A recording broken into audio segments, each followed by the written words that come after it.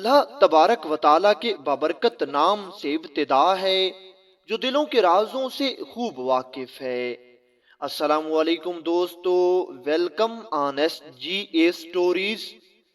دوستو، طوفان نوح کے بعد اللہ تبارک و تعالیٰ نے ہر ایک اس انسان کو تباہ و برباد کر دیا اور ہر ایک اس انسان کا نام و نشان اس صفحہ ہستی سے مٹا دیا جس نے بھی اللہ تبارک و تعالیٰ کی نافرمانی کی اور اللہ تعالیٰ کی ذات کو چھوڑ کر کفر و شرک اور بت پرستی کے اندر مبتلا ہو گیا۔ دنیا کے اس عذاب کے اندر ان چند لوگوں کے علاوہ جنہوں نے حضرت نوح علیہ السلام کا ساتھ دیا، روئے زمین پر کوئی بھی چیز باقی نہ بچی۔ اس وقت ہر طرف پانی ہی پانی پھیل گیا اور اس پانی پر فقط ایک کشتی تیر رہی تھی جو حضرت نوح علیہ السلام کی کشتی تھی۔ اس کشتی کے اوپر وہ لوگ سوار تھے جو اللہ تبارک و تعالیٰ کی وحدانیت پر ایمان لے کر آئے تھے۔ دوستو، اسی طرح طوفان نوح کے بعد اللہ تبارک و تعالیٰ نے اس روئے زمین پر نسل انسانی کی ابتدا ان چند افراد سے کی جو کشتی پر سوار تھے اور اللہ تبارک و تعالیٰ کے عذاب سے بچ گئے تھے۔ اس کے بعد اللہ تعالیٰ نے حضرت نوح علیہ السلام کے بیٹے سام کی چوتھی نسل سے ایک شخص کو پیدا کیا جس کا نام عاد رکھا گیا، اور یہ وہی شخص تھا جس کی نسل سے اللہ تبارک و تعالیٰ نے قوم جبارین کو پیدا فرمایا، اور قوم جبارین ہی دنیا کی وہ واحد قوم تھی کہ جس کے بارے میں خود اللہ تبارک و تعالیٰ نے قرآن پاک میں ارشاد فرمایا ہے کہ ان کے جیسی کوئی اور قوم اور ملکوں میں پیدا ہی نہیں کی گئی۔ دوستو، آج کی اس ویڈیو میں ہم آپ کو بتائیں گے کہ طوفان نوح کے بعد پوری دنیا پر حکومت اور راج کرنے والی قوم جبارین کون تھی، اس قوم کے افراد کتنے طاقتور تھے، ان کے قد کتنے لمبے تھے، اس قوم کو اللہ تبارک و تعالیٰ نے کون کون سی نعمتوں سے نوازا تھا، اور یہ قوم کہ جس کو اللہ تبارک و تعالیٰ نے اس دنیا کی سب سے لمبی اور طاقتور قوم بنایا تھا، اس قوم کا خاتمہ کیسے ہوا، اور ان جیسے لوگ اللہ تعالیٰ نے دوبارہ اس دنیا کے اندر پیدا نہیں کیے۔ اس قوم جبارین نے ایسا کون سا گناہ کیا تھا، ایسی کون سی نافرمانی کی تھی کہ جس کی وجہ سے اللہ تعالیٰ نے اس نافرمان قوم کو ان کی نافرمانیوں کے بدلے میں پوری دنیا کے لیے عبرت کا نشان بنا دیا۔ دوستو، یہ 2000 سال قبل مسیح کی بات ہے کہ جب طوفان نوح کی تباہی کے بعد اللہ تعالیٰ نے سرزمین عرب پر ایک ایسی قوم پیدا فرمائی جو دنیا میں سب سے زیادہ طاقتور، مضبوط اور توانا افراد پر مشتمل تھی۔ یہ لوگ جسمانی خوبصورتی، سرخ و سفید رنگت اور وجاہت میں اپنا ثانی نہیں رکھتے تھے۔ مال و دولت کی فراوانی، شاندار تہذیب و تمدن، شان و شوکت سمیت دنیا کی ہر نعمت و آسائش انہیں میسر تھی۔ قرآن کریم میں ارشاد باری تعالیٰ ہے، ان جیسی کوئی اور قوم اور ملکوں میں پیدا نہیں کی۔ حضرت ابن عباس اور مقاتل سے منقول ہے کہ ان کے قد 6 گز یا 18 فٹ تھے۔ قوم عاد سے متعلق تفصیل سوائے قرآن کریم کے کسی اور مذہبی یا کسی قدیم تاریخی کتب میں نہیں ملتی، اس لیے اس قوم کی حالت کا نقشہ یا تو اللہ تعالیٰ کی لاریب کتاب قرآن کریم کے ذریعے بن سکتا ہے یا پھر ان اثریات کے ذریعے جو محققین علم و آثار نے ان کے بارے میں حاصل کی ہیں۔ قرآن کریم میں قوم عاد کا ذکر تقریباً 9 سورتوں میں ہوا ہے، جیسا کہ سورۃ الاعراف میں، سورۃ الہود میں، سورۃ المؤمنون میں اور سورۃ الشعراء میں، اور بھی کئی صورتیں ہیں جن میں قوم عاد کا ذکر ہوا ہے۔ پھر حضرت نوح علیہ السلام کی کشتی جب طوفان کے بعد ایک پہاڑی کے قریب جا لگی تو اس کے بعد اللہ تعالیٰ نے اس دنیا کی آبادی کو حضرت نوح علیہ السلام کی نسل سے ہی پیدا کرنے کا ارادہ فرمایا۔ حضرت نوح علیہ السلام کے بیٹے سام کی نسل سے ایک عربی شخص پیدا ہوا جو کہ دوسرے انسانوں سے بالکل مختلف تھا۔ یہ دوسرے انسانوں کی نسبت بہت زیادہ طاقتور اور لمبا انسان تھا۔ اس شخص کی نسل میں سے اللہ تعالیٰ نے ایک ایسی قوم کو پیدا کیا جو کہ دنیا کی سب سے پہلی سپر پاور دنیا کی سب سے پہلی طاقتور اور دنیا کی سب سے پہلی دراز قامت قوم تھی۔ دوستو ذرا سوچئے کہ یہ قوم کس قدر طاقتور اور دراز قد تھی کہ جس کے بارے میں اللہ تعالیٰ خود فرما رہے ہیں، میں نے ان کے جیسی قوم اور ملکوں میں پیدا ہی نہیں کی۔ یہ قوم ارم نامی بستی کے اندر آباد تھی، اور اس قوم کو اللہ تبارک و تعالیٰ نے ایسے فن سے نوازا تھا کہ یہ بڑے بڑے پہاڑوں اور پتھروں کو تراش کر ان کے اندر خوبصورت محلات بنایا کرتے تھے، اور انہی محلات کے اندر اپنی زندگی گزارتے تھے۔ اب اس دور کے اندر ارم ایک خوبصورت شہر تھا کہ جس کے اندر اللہ تبارک و تعالیٰ نے ہر طرح کی خوبصورتی، ہر طرح کی نعمت رکھی تھی۔ ہر طرف سرسبز و شاداب نظارہ تھا، اور طرح طرح کے بے شمار پھل اور اناج موجود تھے۔ اسی طرح اللہ تعالیٰ نے اس قوم کو بے پناہ طاقت کے ساتھ ساتھ ہر طرح کی نعمت سے بھی نوازا تھا۔ اس دور کے اندر جو علاقہ دنیا کا سب سے حسین ترین علاقہ ہوتا تھا، اور جس علاقے میں دنیا کی سب سے طاقتور قوم آباد تھی، سب سے طاقتور لوگ رہتے تھے، یہ علاقہ آج ایک ایسا صحرا بن چکا ہے کہ اس کے اندر ہر طرف ریت ہی ریت موجود ہے، اور ایک ایسا خوفناک صحرا ہے کہ آج کے دور میں کوئی بھی طاقتور شخص صحرا میں داخل ہونے کی جرت نہیں کرتا۔ شداد کی جنت کے بارے میں باتیں قرآن کریم میں ارشاد باری تعالیٰ ہے۔ ترجمہ: وہ ارم جو ستونوں والے تھے، جن کی مانند کوئی قوم ملکوں میں پیدا نہیں کی گئی۔ بعض مفسرین نے لکھا ہے کہ ارم عاد کے دادا کا نام تھا۔ قوم عاد اپنی تعمیرات میں ستونوں کو خصوصی اہمیت دیتی تھی، اور دنیا میں ستونوں پر بڑی بڑی عمارتیں کھڑی کرنے کا طریقہ سب سے پہلے انہوں نے ہی شروع کیا تھا۔ حالیہ دور میں ایک شہر کے جو زیر زمین آثار دریافت ہوئے ہیں، ان سے پتہ چلتا ہے کہ اس شہر کی فصیل پر 30 ستون یا مینار بنائے گئے تھے۔ کہا جاتا ہے کہ یہ شہر شداد نے خصوصی اہتمام کے ساتھ بسایا تھا، جو اس قوم کا بہت بڑا بادشاہ تھا۔ قد و قامت اور جسمانی قوت کے لحاظ سے دنیا میں ان کا ثانی پیدا نہیں ہوا۔ اس طرح اس قوم نے جس معیار اور جس انداز کی تعمیرات کی، ایسی تعمیرات اس سے پہلے دنیا میں کسی اور قوم نے نہیں کی۔ شاید اسی لیے یہ جگہ شداد کی جنت ارضی کے نام سے تاریخ میں مشہور ہے۔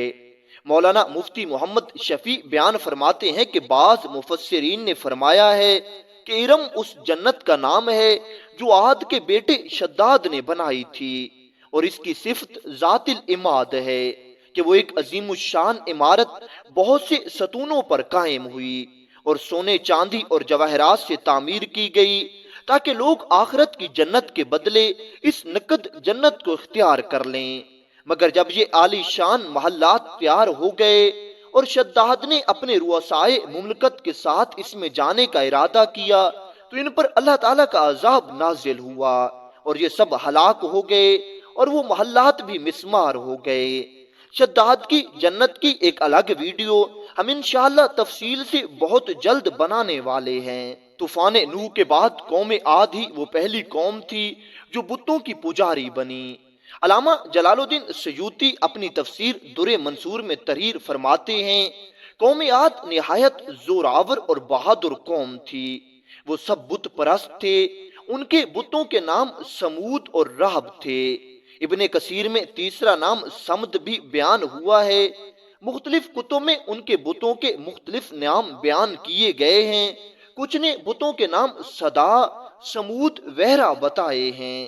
مورخین کی رائے کے مطابق ان کے معبود بھی قوم نوح کی طرح پتھر کے 5 بت یعنی ود، سوا، یغوث، یعوق اور نصر ہی تھے۔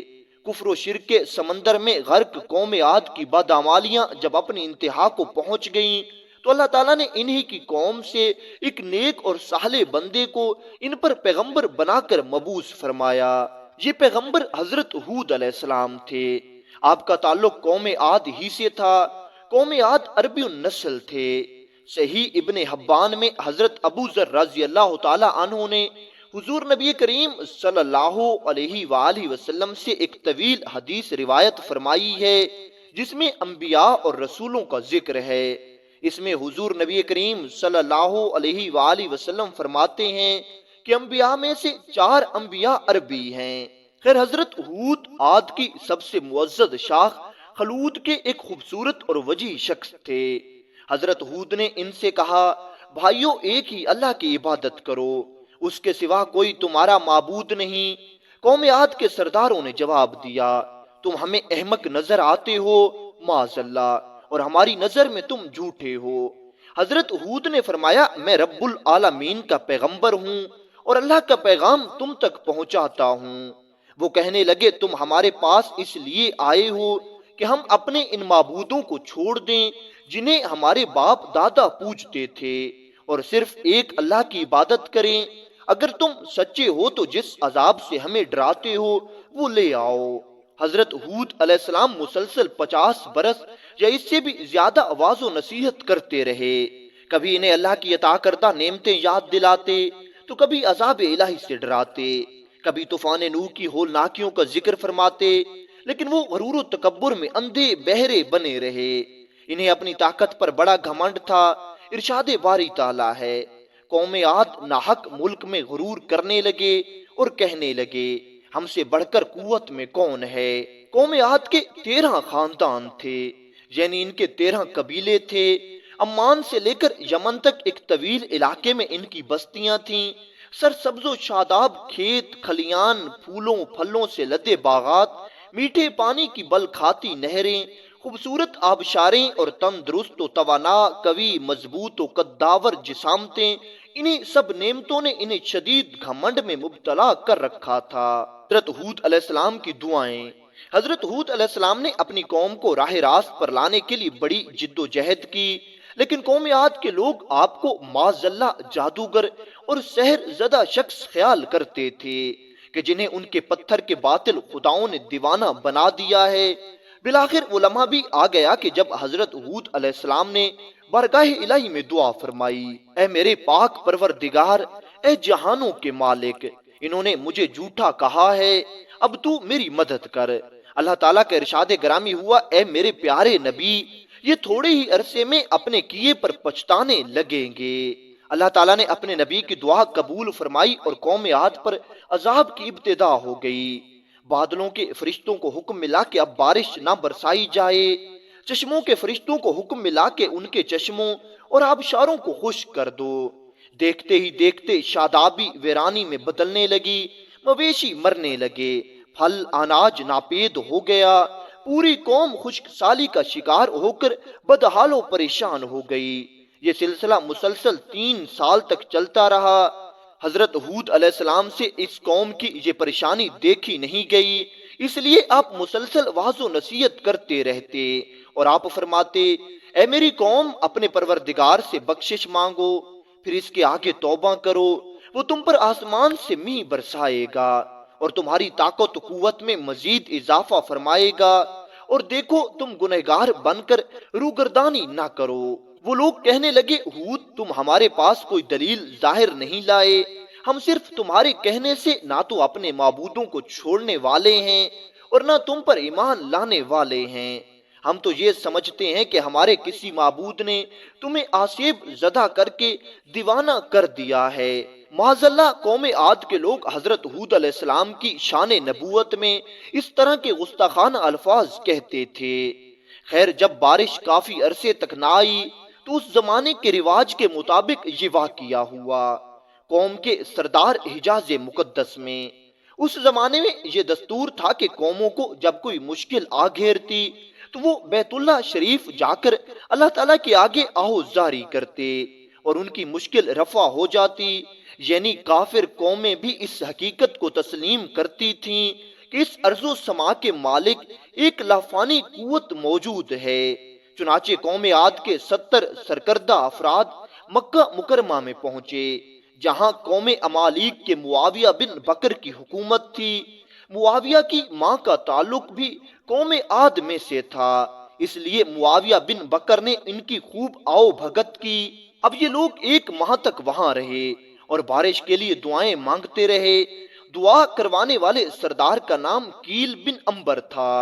اللہ تعالیٰ نے ان پر 3 رنگوں کے بادل بھیج دیے، سفید، سرخ، سیاہ، پھر آسمان سے ندا آئی، ان میں سے ایک کو منتخب کر لو۔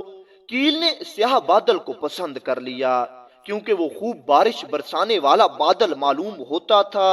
پھر ندا آئی کہ تو نے ہلاکت و تباہی کو پسند کیا ہے۔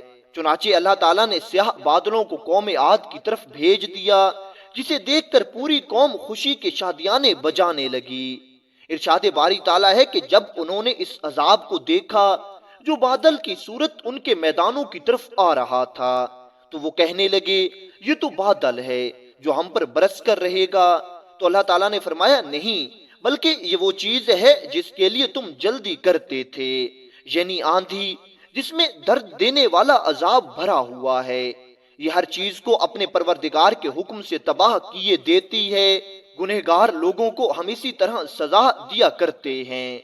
خیر قوم عاد پر عذاب الہی کا نزول ہوا۔ ارشاد باری تعالیٰ ہے کہ اس تیز ترین آندھی نے قوم عاد کا ستیہ ناش کر دیا۔ اللہ تعالیٰ نے یہ عذاب 7 راتیں اور 8 دنوں تک مسلسل جاری رکھا۔ اس آندھی نے کسی جاندار کو زندہ نہیں چھوڑا۔ غاروں، پہاڑوں، گھروں، محلات اور قلعوں کے اندر سب کو فنا کر ڈالا۔ حضرت ابن عمر رضی اللہ تعالی عنہ سے مروی ہے کہ حضور نبی کریم صلی اللہ علیہ وآلہ وسلم نے فرمایا، وہ آندھی جس کے ذریعے قوم عاد ہلاک ہو گئی تھی، اللہ تعالیٰ نے ان کے اوپر صرف انگوٹھی جتنی جگہ کے مثل ہوا کھولی تھی۔ اللہ تعالیٰ نے اس خوفناک آندھی سے حضرت ہود علیہ السلام اور آپ کے ساتھیوں کو محفوظ رکھا، کیونکہ انہوں نے اللہ کے حکم سے حزیرہ نامی ایک بستی میں پناہ لے لی۔ چنانچہ عذاب ان تک نہیں پہنچا اور وہ امن و سکون سے رہے۔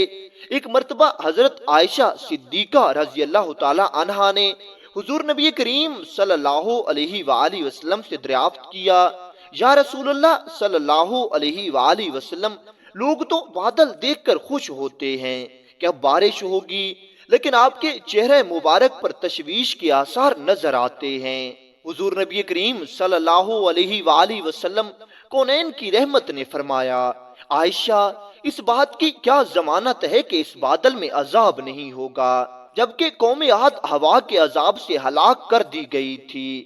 اس قوم نے بھی بادل دیکھ کر کہا تھا کہ یہ بادل ہے جو ہم پر بارش برسائے گا۔ خیر دوستو، پروردگار عالم نے قرآن کریم میں قوموں کی تباہی کے جو واقعات بیان فرمائے ہیں، ان کا اصل مقصد ہی یہ ہے کہ بنی نوع انسان اور خاص طور پر امت مسلمہ ان سے سبق حاصل کرے۔ اللہ تعالیٰ نے قوم عاد کو طاقت و قوت، مال و دولت، شان و شوکت سمیت دنیا کی ہر نعمت عطا فرمائی، لیکن جب اس نے نافرمانی کی، اپنے نبی کی بات ماننے سے بار بار انکار کیا، تو اللہ تعالیٰ نے اسے نیست و نابود کر دیا۔ ہم سب کو بھی انفرادی و اجتماعی طور پر اپنے روزمرہ معاملات کا جائزہ لیتے رہنا چاہیے کہ کہیں ہم جان بوجھ کر یا انجانے میں اللہ اور اس کے نبی کریم صلی اللہ علیہ وآلہ وسلم کی نافرمانی کے مرتکب تو نہیں ہو رہے۔ خیر اللہ تعالیٰ سے دعا ہے کہ اللہ تعالیٰ ہم سب پر اپنی رحمت بنائے رکھے۔